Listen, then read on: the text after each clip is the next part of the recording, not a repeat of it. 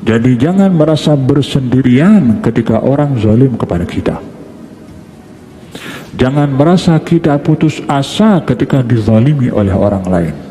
Dan saya merasa heran kepada orang yang ada rezeki dan nikmat dan ingin nikmatnya itu kekal, tapi tidak membaca Ya Rabbana ya Rasul salam liman alaika lumaqama wa nabiyyir rasul yanal kullun minna memberikan kepada kita semangat bila ada orang zalim pada kita. Selalu kita sebut wallahu ghalibun ala amrih. Allah yang maha mengalahkan, Allah yang maha berkuasa ke atas segala sesuatu. Sezalim-zalimnya orang untuk berbuat jahat kepada orang lain, sekuat-kuatnya orang untuk melakukan kejahatan kepada orang lain, Allah lagi maha kuat. Jadi jangan merasa bersendirian ketika orang zalim kepada kita. Jangan merasa kita putus asa ketika dizalimi oleh orang lain. Wallahu ghalibun ala amrih. Allah maha berkuasa, Allah maha perkasa. Ulangi kalimat itu kalau ada orang zalim pada kita. Wallahu ghalibun ala amrih. Apa yang berlaku?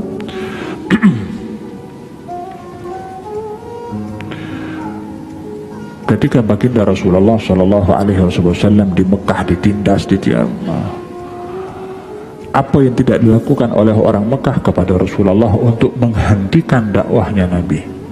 Akhirnya orang yang menindas Nabi, orang yang sama meminta maaf kepada Nabi.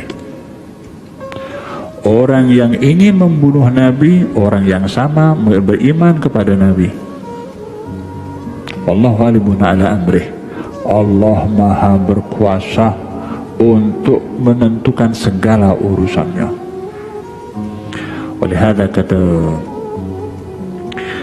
Sayyidina Ja'far bin Abi Ja'far Shadiq telah menjanjikan demikian, katanya. Dan saya merasa heran kepada orang yang ada rezeki dan nikmat dan ingin nikmatnya itu kekal, tapi tidak membaca Masya Allah la quwata illa billah.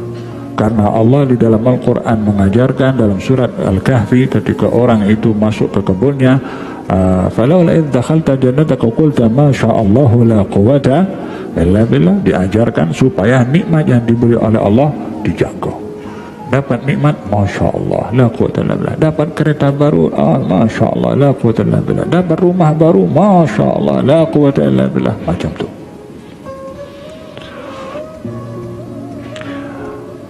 Dan saya merasa heran kepada orang ketika berhadapan dengan kejahatan orang-orang yang ingin melakukan kejahatan lalu tidak membaca hasbunallah wa ni'mal wakil.